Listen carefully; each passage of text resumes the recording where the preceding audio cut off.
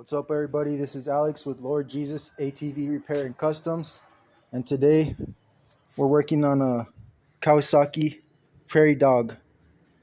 It's a mini Prairie Dog. So this is I believe a 185, and this is the big Prairie Dog. So this is a 250. But so this thing's been sitting for quite some time. It's got good compression. Only thing we need to do is give it an oil change and clean the carburetor. Maybe clean the spark plug too. And I drained out the gas. So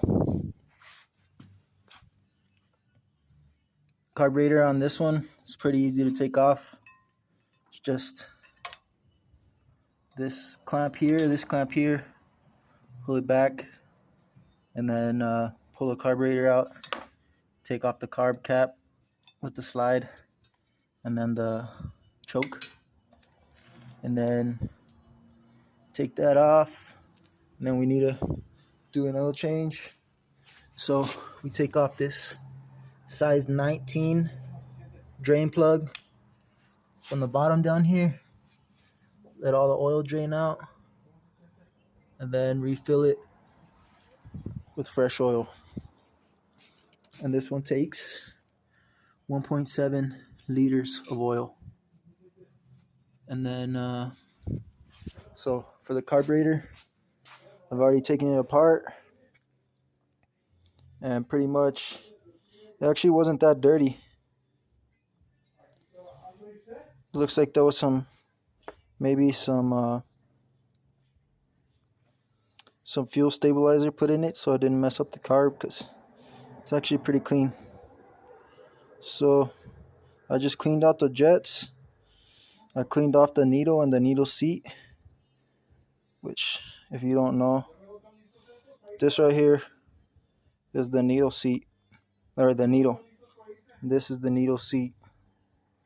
And so I just cleaned them off, and now it's all gonna go back together. Alright guys, got the carburetor cleaned, put back in. So now I'm gonna put on the gas tank and connect the fuel line, then fill it up with oil. Alright guys, got it filled up with oil, got the carb back on. The gas line is connected. It's not flooding so far, so see what happens.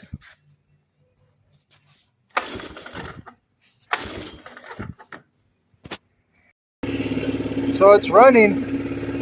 It's just kind of bogging a little bit.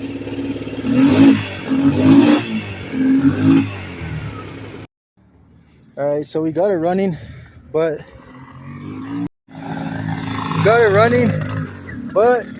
she's not running so good. It's probably gonna need a bigger main jet.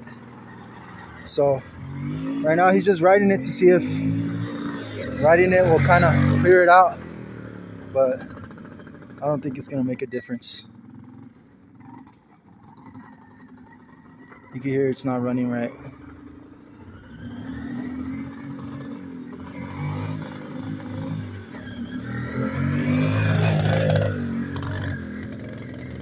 Yeah, it sounds like a two-stroke almost.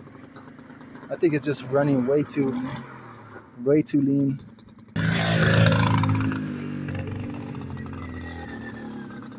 When is he gonna stop?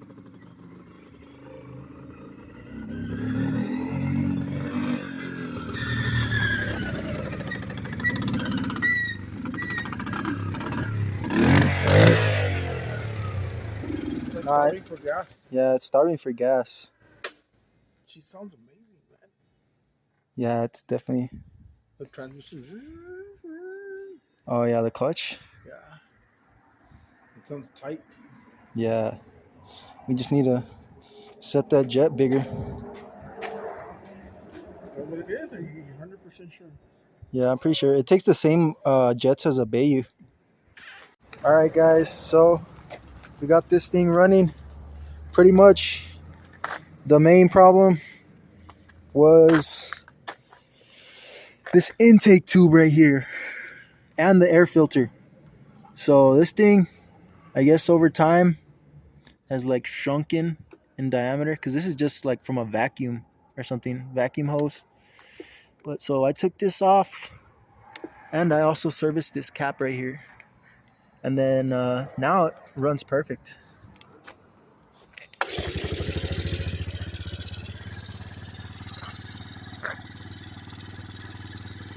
Idle's perfect. Only problem is to find that intake tube.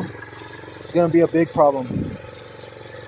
And then, so I have a pod filter I could just throw on there. Yeah, she runs good.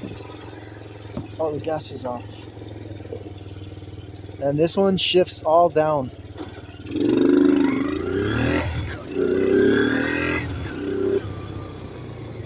And it also has reverse. It does need brakes. It needs brakes because they're really loud.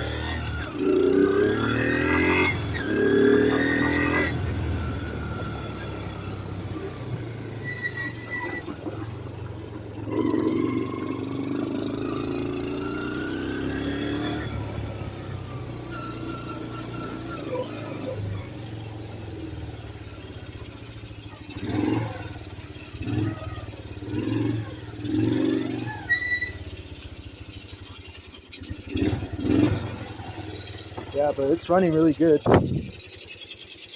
Oh, that's another thing. It needs a spring for this idle screw.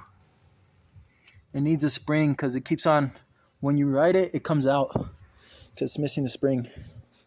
But anyways, after I don't know how many years it's been sitting, it's finally alive.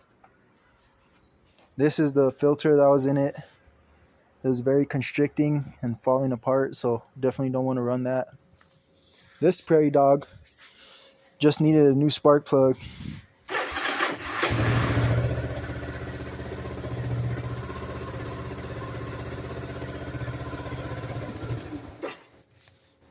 But yeah, Kawasaki Prairie Dog. She's a Prairie Dog. But yeah, there's those two. And then also, I've got this project for a customer.